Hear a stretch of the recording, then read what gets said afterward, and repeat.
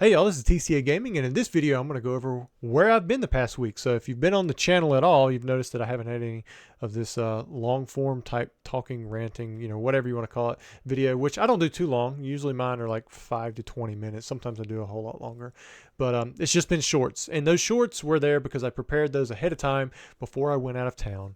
I was at Card Party 3, which was the West version up in Seattle. This was my first time being on the West Coast for any extended period of time. I did stay one night in California one time because of a layover issue that I had while we were on our way to Florida. However, this was the first time that I was able to actually get out and do something on the West Coast, and we were in Seattle, which is like a different world compared to where I live. And I'll just say that probably deserves its own video. I don't think I'm going to make it on this channel, but yeah, I could probably talk for quite a while about the experiences that we had. A lot of beautiful places, but it's completely different than from around here. And some of it's good, some of it I don't like. I mean, I hate paying for parking, just as an example. I hate having to pay 3 times the price for meals. I mean, it was kind of crazy seeing how expensive some things are. So I can definitely feel more in tune with the struggle that some people have living outside of a small town on the East Coast. I mean, completely different there. But anyways, let's get into the Pokemon stuff that I bought. I'm not going to show you guys everything. There are some items I'm going to leave out for certain reasons, but I'm going to show you guys some of the stuff that I picked up and some of the connections that I made. I'm not going to talk about everything from Card Party. Because honestly, I won't remember. I'll remember as soon as I end the video, and I'm like, oh yeah, I forgot to mention, that I spent a lot of time with Mimic Brew. We got to have a meal together. And I probably did that with several people, and I'm going to miss the names. But anyways, let's jump into it. So I'm going to start with some of the singles. If I can get off this front camera here. Maybe zoom in some. Oh yeah, if you guys are wondering about the QR code, this is for the Appalachian Backpack Ministry. It'll take you directly there. A whole lot easier than having to find the description and click on it. But definitely appreciate those of you who have given. I've reached out to you in an email thanking you personally. But also I needed your address so I could send you your end of year contribution. Like once we have the yearly report that comes in from our church. This way you can deduct it from your taxes. So, but if you are still looking to give to that, this is an ongoing thing. I've got a whole video on it. So it's right there. You can go check out the video, but definitely appreciate it. So this was one of my pickups. I did find one of these cards. I told you guys that I liked it.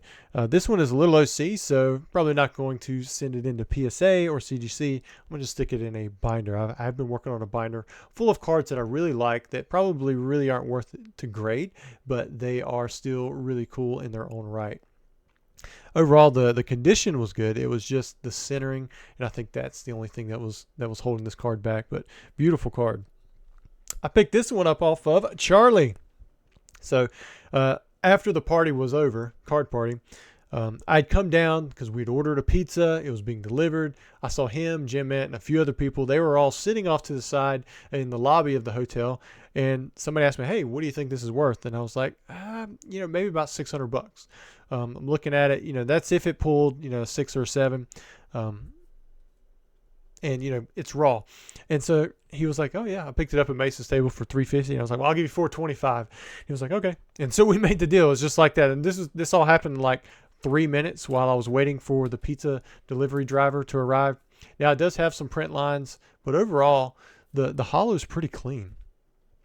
I did see a little bit of surface. There's like a surface scratch or something. There's some slight silvering on the back side. It's not too bad. There are a few white dots, but I think it could get a 7 on a good day. Maybe, 6 is probably more likely, but then, like a really good day would pull an 8, but I don't think it's quite 8 quality. But who knows? Right. And so I thought that was kind of cool. Just picked up the raw Charizard. It may not be great. I may just sit in a binder. I ran into Dubsy while I was there, so that was really cool. I had not met him in person before, or if I have, I've forgotten, and I apologize because my memory's like that sometimes. I always ask people's names, and I try to repeat it back, but then I still forget. It's like I'm trying to do the right thing here and remember, but I don't always remember people's names, and I don't even remember, my children's names half the time. Keep them right. I'm like Sarah, and I meant Emma, but you know, quickly I can correct myself usually with something like that. But yeah, he had these cool cards. If you guys want to scan his QR code, you can go check him out. He's got some really nice stuff in his collection. And we did get a picture with him, but of course we kept his face anonymous. He likes to have an anonymous profile. Picked up a couple of these. I did negotiate on these. Neither one of these are going to get a 10. Like the centering on this one is pretty nice on the front, but then the back side, you can kind of see it's off a little bit. Got a few white dots. I hate having to analyze cards all the time, so I was trying to pick up some copies that I knew, like some raw cards that I just really like them, but I wouldn't have to grade them. I could put them in a binder and I could enjoy the artwork for what it is. So I got 2 of these. People were pretty stiff on the price. The cheapest one I did find was $4.50. I don't have that one anymore, but that one was because it was more like light play, lower end light play. And the guy, he wanted a little bit more, but I was like, I'll give you $4.50 for that. Like that's going in a binder. It's going to sit there. But I did end up moving it to someone else for their binder. And here we have a Pikachu VMAX. This is a card I traded for at my meet and greet. The meet and greet went better than last time. However, you know, I was next to Coop.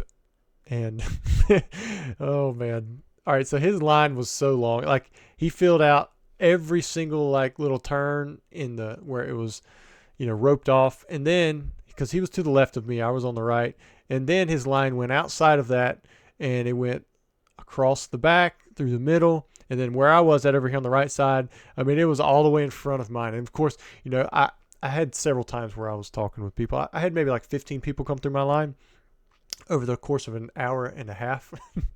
So most of the time there was nobody there, and I was giving away cards for free. So, but I did get to have some really good conversations with several of you, and I appreciate the people who come up to me and they're like, hey man, I know you from YouTube videos from a long time ago. It was almost always people who were older, which makes sense. Like that's the people who are going to know who I am, probably. People who are around my age. Not many kids are going to be watching my content, and I completely understand that. But Coop was impressive. Like just seeing how many people he had there, and he was still taking, you know, his time with every single person. I assume he was over there still drawing on each one of those. I had a chance to talk with him about for a few minutes about like the different sketches, and you know, he's such a nice guy, very humble.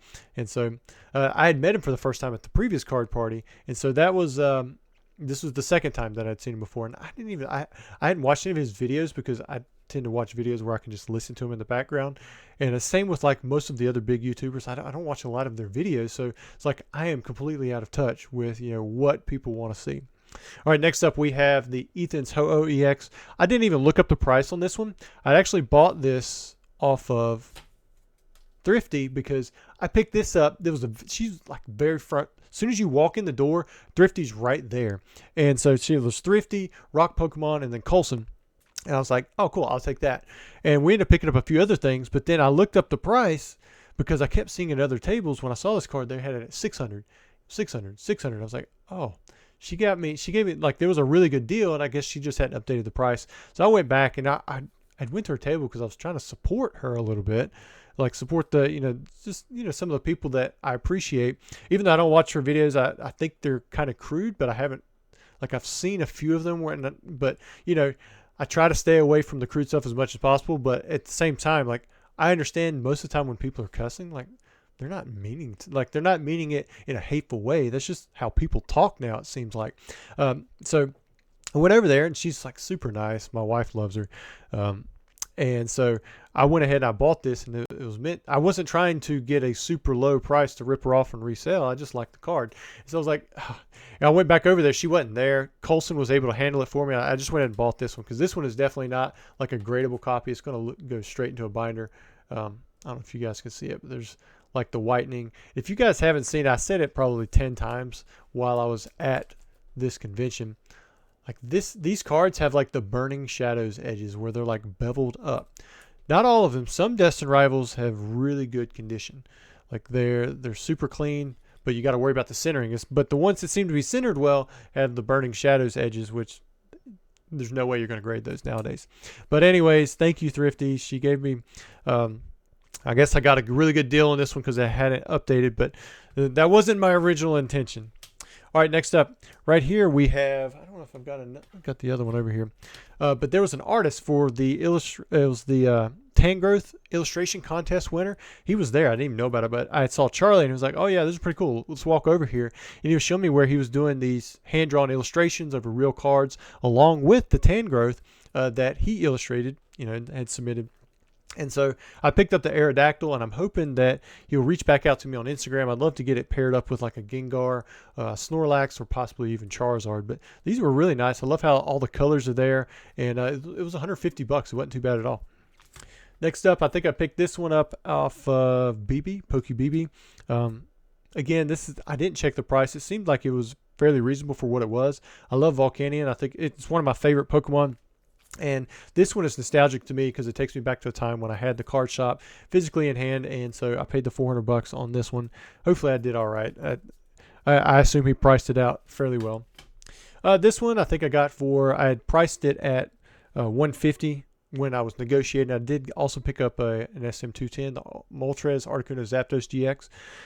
I got that one for, I want to say $400. This one for $150. It was $550 total for the two, but that's how I'd price it in my head.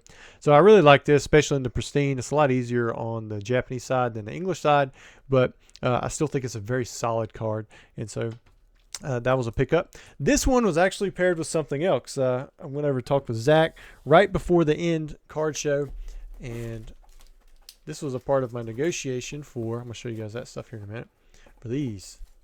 Got heavy red logo packs, and there are several in there. These are all from Gem Mint Pokemon, and we were negotiating back and forth, and I ended up buying 16 of them. Basically, I come up a certain amount towards his price end, and then I was like, I'll pay your sticker price on this one as well if you come down to this price on these other items. So it worked out. We made a deal, and if you're wondering if I'm going to sell these, I might. I just don't know I don't know how big of a market there is. Like, this is something that's so niche. It's heavy, so you're going to get a holo, but typically you want the red logos because they're rare and they have the non-holographic rare. The light packs have the most expensive cards. Like, some people will prefer just having the regular holo, say Dragonite or Lapras or whatever, and they don't care about the 1999, 2000 dates that's going to be on all the other cards. So I'm starting to come to terms with that, because it's like everyone in the know for these packs, they realize that the heavy packs should be worth less than the lights. However, the majority of people don't care. And so the last time I opened up my box, I sold my heavies almost instantly. Yeah, they were cheaper, but they went so fast. And then the lights, it's like crickets. I've sold a few. I've had to grade several, and I still have some set back. That's where you can get, the expensive non-holographic rare with the 1999, 2000 dates. Yeah, all of the other cards are going to have 1999, 2000 dates as well, so you can still make your money, on some of those cards, especially some of the more low pop ones. But it's one of those conundrums where it's like it's super scarce. A lot of history there, but people don't care, and so it's hard for me. But if you are interested, because you're like a heavy pack collector and you missed out on the red logo packs, I do have some that I would be in consideration for selling. All right, next up, this one's actually not. This is on consignment. So if you guys remember, I had several of these a while back, but 245 card packs. That's what they are for EX Ruby and Sapphire, but they're in Spanish. And so I've got this case that I'm auctioning off for somebody. Same guy that I got them off of previously. And we'll just see what they go for. I think last time it went for roughly $10 a pack. I'm curious to see if they're still in that range or if they've, went up quite a bit. There's been a lot of movement in the market since that time. Oh yeah, all right, so we got some stuff here. There we go. So this was a gift from Colson.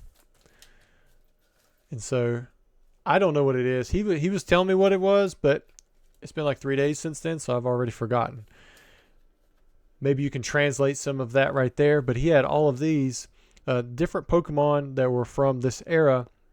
I think through, I want to say Sun and Moon, is maybe it was XY, but this Mega Charizard he gave to me for free. Like, what a guy, right? So thank you, Colson, for this. Definitely a Charizard that I do not have, but also one that I've never even seen. So I don't know anything about it. I think they all come in these little things right here. That metal kind of worries me that I'm going to set it on something and cause an impression, but super cool. Thank you so much for that. I definitely appreciate the generosity. I think it was more so from his end than what I could do to support him. Also, this is one of my first pickups. I found more shadowless decks. So a guy was asking $1,500 for 4 base set theme decks plus the 2 jungle theme decks. I was like, I don't really want those, the jungle ones, but I do like your base ones. And look, 3 of them had this heat seal, and then this one right here does not, but the deck is still on the top half. So I'm pretty confident that this one is going to have shadowless cards in there, but I'm not entirely certain. However, it does make me want to go back and open this one. I still want to pull the Ghost Pikas, and of course I want to open this one too, but I failed so many times on the Ninetales. I'm starting to give up. I'm starting to give up on that one. But I may open this one to see if I can find the Ghost Pikachu. I mean, I failed quite a few times on the Zap as well. I've got more of these decks set back, but since this is from a different location, you know, maybe it has a better chance of, or has a different chance at least, of having, you know, those errors. So this might be something that I open up in a video upcoming, but right now we're not going to. Last but not least, on the things that I purchased, got this right here. So check it out. So this might be in the thumbnail, I don't know. So also in that first block where there was Thrifty, Rock Pokemon, and then there was also Colson, there was also Joshamon, or the old card shop. I think that's what he is on Instagram. He had this sitting up there, and he was asking $1,200 basically for everything that you're going to see here in this binder. And I was like, you know what? I'll take it. And here's what we got. We got the Sylveon EX, the Mega Gardevoir, Gardevoir EX Pikachu. Now, raise your hand if you were around when these were bulk. Like $1, $2 cards. It's crazy to see where they're at now. There are a few cards missing, but these are the Radiant Collection. Like all of this stuff was, I couldn't even get reverse holo bulk out of some of these cards. Like people didn't want them. Some of them are quite expensive now. There's the Flareon. I think I looked up the Charizard. It's like $35. Like, wow. Even this set here. Got the Mew, Miloetta, Emolga, Reshiram. $1 cards right here. Mew EX. I want to say I was getting 2 to 3 at one point for that. Eevee, I couldn't sell at 99 cents. Didn't even sell some of these others. Pikachu went okay at 99 cents, free shipping on eBay. But yeah, I picked up this binder for $1,200, and it doesn't look like much. Oh yeah, there it is. Kept it just sitting there in the back. But just pretty much these big hits right here just take care of that cost. And so I thought it was a fair price. Kind of, it's going to serve as a reminder, I think, to me. I may grade some of them. I don't know. I'll look at them. I doubt that they're gradable. They look like they were kind of like light play. And I think that's what he said, too. Maybe one of them was moderate play. So, like, here's an example. Like, this is the Gardevoir EX. Look at the backside there. I mean, this could be pack fresh, you know. That's just how the condition was back then. See a little bit of, you know, whitening around the edges. But overall, I mean, it's still a really nice card. And you could get worse out of a pack. I mean, it wouldn't surprise me. But I thought that was a pretty cool purchase. He was selling some Prismatic Evolution packs on Instagram, and I bought those right before I went to Seattle. But there were so many people that I got to meet while I was at Card Party. Some of the ones that I sat with the most are John at Poke Beach. I talked with him extensively. Congrats on your find with the Ken Sugimori. Pokebeard, we talked a lot. At least I think we did anyways. I know he was on the hunt for like the most rare item there, but you know, he was trying to find something different that you wouldn't normally see at the Collecticon, because there's several people that come to Collecticons and card parties that always had the best stuff, and you probably know what I'm talking about. So he was trying to find something a little different. I don't know if he did or not. I haven't checked out his videos to see if he found something really amazing, but there wasn't a whole lot of vintage while I was walking around.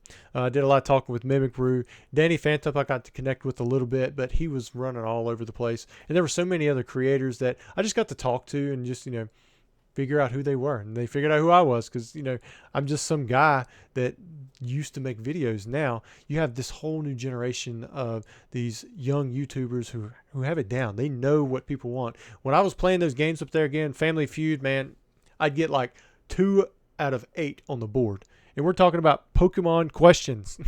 Like, I should be able to guess these kind of things. Although I'm not so sure I agree with Metapod being one of the most likely to throw Pokemon? My answer was Jigglypuff. They had already did, Voltorb and a few others like that. I don't think even Electrode was up there, but my answer was Jigglypuff. It was a big red X. I think the only one that I got that was correct was when I went up there to do the buzzer thing. I did win that because it said which Pokemon smell the best or something like that, and I said Alchemy. And so that was the number 2 answer. I think Danny got the number 1 with Bellossom. But as always, for everybody that I did get to talk with, Hyper was a guy that I had no idea who this guy was. And, I got to speak with him and, got to know him a little bit better. But I got to connect with a lot of people who weren't creators as well. Just sit down and talk with, a parent and their kids and talk about Pokemon and connect with them on a completely different level than you would, just normally if you're just at a vending booth and you're talking prices and trying to figure that thing out. We'd be talking about life, Pokemon, how it affects family, travel, all these different things. And it was nice to have that kind of melting pot at Card Party where you have all these people coming from all over the country talking with each other, and at the end of the day we're all connected through Pokemon somehow, right? And the card shows were really neat. If you were at the card show, you might have noticed that it wasn't quite as full. And I couldn't figure that out for the longest time because this this venue was huge. It was divided into these different sections. And so you had much more room, which was nice in one way, but it made it feel, a little bit empty at times. However, trade night, that was right outside the card show place. That it made sense. As soon as the card show was over, you'd go out there and you'd look at the trade night room and it was just slam packed. I think half the people that were missing were because they were in there. They were in there trading with each other, waiting outside, figuring things out. I think kids are just so excited and they are sharp. Kids are so sharp with these apps. I downloaded an app. Let me show you. Let me show you what it does. Let's see. Bam. Where's it at? Rare Candy. There we go. So let me pull this up. So I usually use TCG Player, but this right here was kind of nice. And I'm sure you guys have your own ways of doing stuff, but like you literally just look at a card and then you tap it. And then let's see if it works. Because before it just look, it pulls up the card and then the value $240. So I was $10 off on this one. But you can also compare it to TCG Player and other apps. But I think it's good to have something like this, especially for kids, because they don't know how to find the app on TCG Player or the website and type in the card with the name. And sometimes that can get really confusing, especially since you have to have certain words to put in. But this was really cool, just to be able to take a picture and be like, oh, okay, there's that. And what's cool is like this binder, I didn't actually check the price. This is bad purchasing behavior. But afterwards, my wife was like, "Is that really worth $1,200?" I'm like, "I don't know." And I started taking pictures, and I just had these cards in here. And as it identified each card, it actually added up the total over here. So like, I can go in here, and I can delete. Well, I think I can delete it out. And so like, as you go back in here, and you add the cards. Let me see if it'll work. Guess you gotta have like 2 hands here. Let's see if it'll do both of them. I was doing it pretty quick. Like you can see how the total adds up. So like I could go in and just picture all of the big cards and it would give you the value. And when I did that with all the big cards, it added up to just over $1,200, and I didn't do all the little ones as well. So I was like, oh, there we go. The price was about right. So I really like that app. It doesn't always pick up the right cards, so do check to make sure it's getting the right one. And then there are some cards that it just can't pick up. Like there was a card that I had bought my wife, the Cliffa, Igglybuff, I don't know. It was the 3 baby Pokemon, or it might have been Jigglypuff too in there. I can't remember, but it's the GX number 143A promo. When I pictured that one, it couldn't find any data on it. It did find the correct card, but it just didn't have the data. So I had to go to eBay, figure out the prices on there. And to me, eBay is the best if you can look at the current price and then also compare it to the most recent sales. Like that's going to give you a price that's more accurate in my opinion. But not everybody likes to use that. Some people like to use TCG Player, and then that right there I thought was pretty accurate as well, just being able to go through and take the pictures and the scans of the cards, because this is like a click and it gives you the price. And then you can add them up if there's multiple cards. So if you had like a stack of cards, then you could just click them all at once and be like, oh, okay, so the total value here should be about $500. He's telling me that he wants $600. I can show him this. Maybe I can get some negotiating power out of him. But anyways, I'm going to stop there. Card Party West was really fun. I enjoyed going out to Seattle and at least seeing, what's there. I wouldn't want to live there, maybe because I'm so spoiled in my little town. And I don't like parking at places where I have to pay for it, and the traffic is kind of crazy. But I will tell you this. I learned a lot of patience in driving, because I get pretty angry around here, when I'm not getting to go the speed that I want to, but it's so jam-packed there, like it doesn't matter. You got to watch out for pedestrians and bikes and all kinds of stuff going on, when you're in the city. So you might as well just take your time, relax, look around, make sure you're not, going down the wrong way or your lane's turning into a bus only lane, because there's a lot of that goes on. And by the end of the trip, I was a lot calmer on the road. So I think my body, when my temperament was adjusting very quickly. So that was definitely a plus there. And the speed of food getting to you, I mean, you can order food from about anywhere and it'll get to you fairly quickly. So that's really nice too. But anyways, I'll stop ranting. I hope you enjoyed the video. Thanks for sticking around all the way to the end. And if you have any questions for me, feel free to ask. Thanks.